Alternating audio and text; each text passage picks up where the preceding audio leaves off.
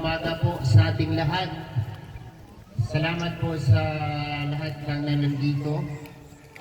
Nandito yung opisyalis ng Barangay San Pascual. Ayan si Aldrin. Magagawan. At nandito rin po yung walang magawa eh. Chief Canon, Roy Malalimpa. Ayan. Wala pa dito.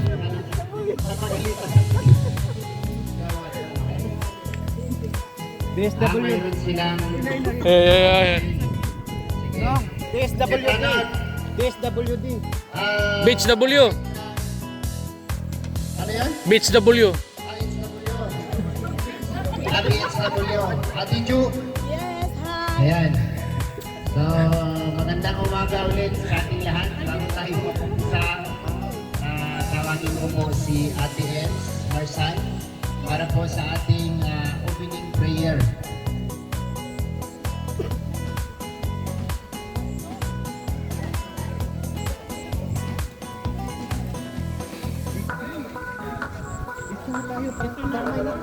Dito may lilim-lilim pa dito. Ma, dito ma'am. Wala naman na. Siguro ko lang yung ano.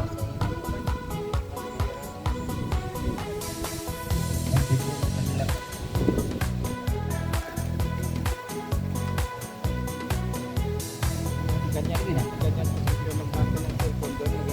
Okay.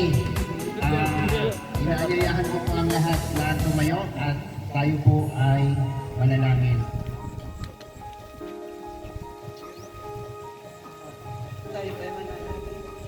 O Lord, salamat po. Araw na ito na blessing Panginoon ng kanilang pag-aakay. Lord, hinihingi po namin Panginoon ang iyong presensya sa araw na ito dito sa lugar na ito. Ako po ay humihingi ng tawad po, Lord. Hindi ko po kakayanin ang isang bagay nito kung hindi ikaw ang papasok sa aking puso. Ikaw ang magdikta, Panginoon, sa akin kung ano po ang aking sasabihin sa lugar.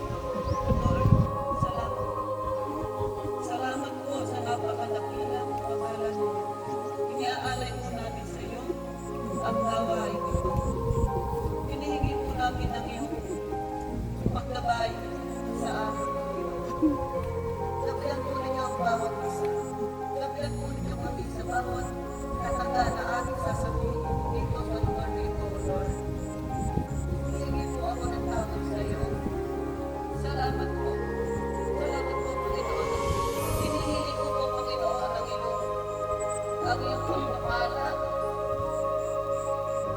ang iyong paghihingan sa lahat, Panginoon, ng aming gagawin. Hinihingi po namin ito sa pangalan mo, Jesus Christ. Lord, ikaw po, Panginoon, ang magmula sa akin, sa amin na narito.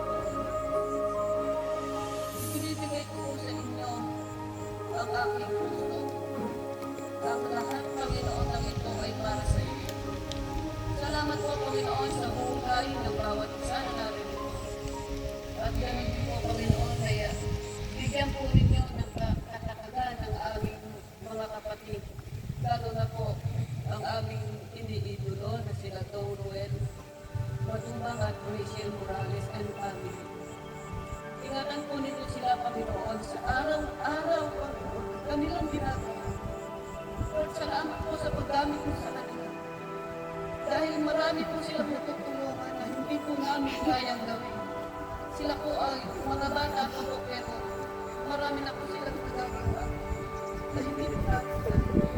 Salamat po, Panginoon, na nandyan po ang pamilya Morales, pamilya Matubang, na ang lahat po ng ito ay nagagawa nila. Lord, inilalapit ko rin po, Panginoon, si Miss Mario. Ipanak po ninyo ang iyong kamay sa kanyang kagalingan, sa kanyang panungsugan, Panginoon, ang kanyang mental. Ganun din po, Panginoon, si si Miss Mabel, ang kanyang karamdaman, Lord. Ipo-ipulin niyo ang kanyang ulo mula ulo hanggang talampakan sa kanyang kadalingan. Binibigay po namin sa iyo ang lahat ng ito. Lord, hindi po namin kaya po parang sa Salamat, Panginoon, na ikaw ay nandito sa aming puso. Ang lahat, Panginoon, ang naririto sa lugar na ito, ingatan po ninyo kami sa aming pag-uwi. Ang aming sasakyan, ang lahat ng nakapaligid, Panginoon, sa amin ay ituloy mo. Salamat po, Panginoon, sa araw na ito. Kaya ibinigay mo. Ang bahay na ito, Panginoon, ay iniaalay namin sa iyo.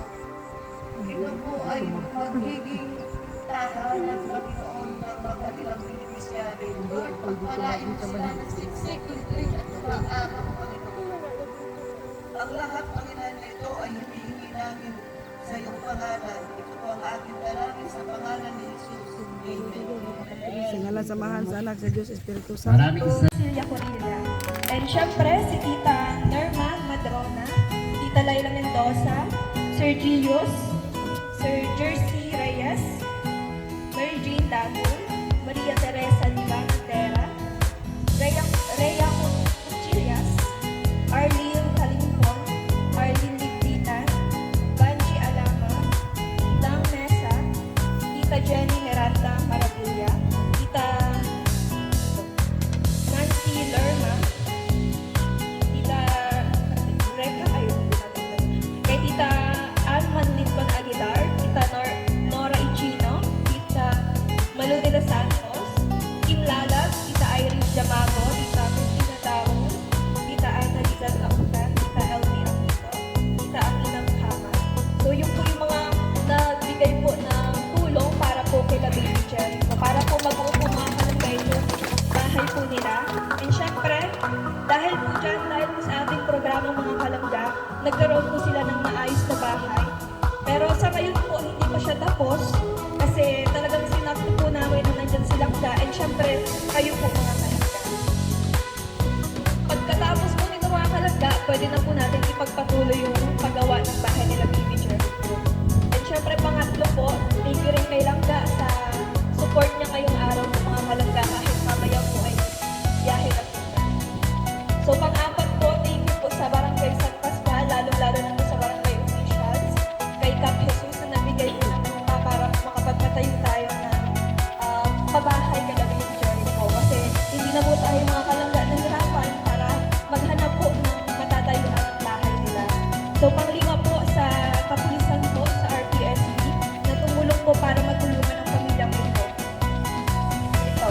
At syempre kay Daddy Donut, kay Tito, na siyang naging abala po para po mag-uupo itong bahay. Kasi syempre po, meron po akong pasok, lagi po akong busy.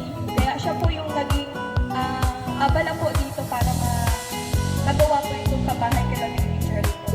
So yun po, congratulations po sa inyo Kuya Robin. Message ko lang po sa inyo. Ingatan niyo po yung bahay if ever man po na matapos po natin ito. At syempre, ingatan po natin kasi bihira lang po yung ganitong opportunity, blessings na matatanggap po natin. Kasi syempre po, may mga ano po na nag-expect na mabibigyan sila ng tulong. Pero kayo po, pinuntahan ko kayo sa bahay ninyo para po mabahagian po pagulungan po. Kaya sana po ay ipagpasalamat po natin palagi yung mga blessings po na natanggap natin balik ng mga lagi. So yun po mga kalangga, maraming salamat po and God bless you.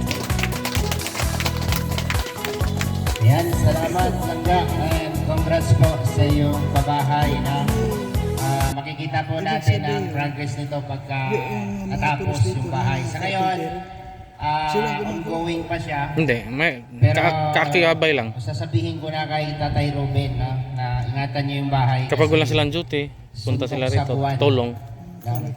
Na sinasabi natin napakaswerte ng beneficiary kapag napagkalooban ng ganitong pabahay.